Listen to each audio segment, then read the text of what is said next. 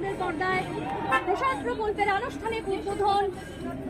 প্রধানমন্ত্রীর কনভয় কিন্তু আর কয়েক মুহূর্তের মধ্যে এসে পূজা দেবেন। কিছুক্ষণ বাদেই কিন্তু দেশবাসী মঙ্গল কামনায় পূজা দেবেন আজ এই নবরাত্রির শুভলগ্নে, এবং মন্দিরে যে প্রসাদ স্কিমের মাধ্যমে যে চারদিক সাজিয়ে তোলা হচ্ছে তাকে কিন্তু উদ্বোধন করবেন তিনি।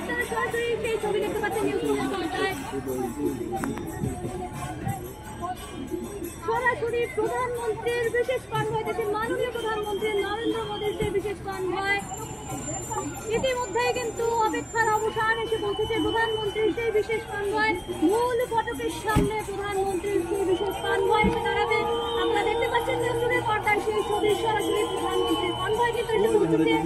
চারদিকে শঙ্খধ্বনি, উলুধ্বনি যে চিরাচরিত প্রথা রয়েছে ত্রিপুরা রাজ্যের, সেই প্রথা অনুযায়ী আমরা যেই ছবি আপনাদের দেখানোর চেষ্টা করছি, এই কালো গাড়িতে প্রধানমন্ত্রীর বিশেষ কনভয় ইতিমধ্যেই কিন্তু পৌঁছে গেছে।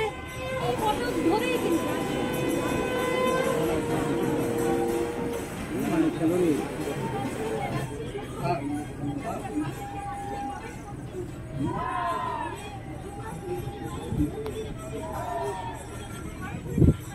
দেখতে মতো বললাম না কাছে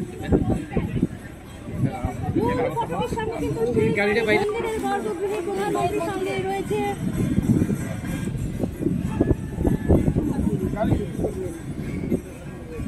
প্রধানমন্ত্রীর এই কনভয়ের সঙ্গেই ছিল রাজ্যের রাজ্যপাল ইন্দ্রসেনা, মাননীয় রাজ্যপাল ইন্দ্রসেনা রেড্ডি নাল্লো এবং রাজ্যের মুখ্যমন্ত্রী প্রফেসর ডাক্তার মানিক সাহা সহ প্রত্যেকেই রয়েছেন। রাজ্যের মাননীয় মুখ্যমন্ত্রী প্রফেসর ডাক্তার মানিক সাহা হচ্ছে। আমরা সেই ছবি আপনাদের সামনে তুলে ধরার চেষ্টা করছি।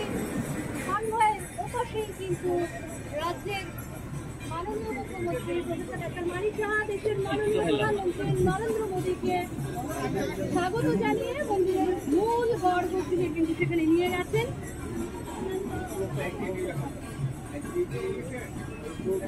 প্রধানমন্ত্রীর এই কনভয়কে ঘিরে কিন্তু বিশাল একটা কনভয়, সাধারণ মানুষের মাত্র এই কালো কাজের ভেতর থেকে প্রধানমন্ত্রী এক ঝলক দেখতে অনেকক্ষণ ধরে দাঁড়িয়েছিলেন।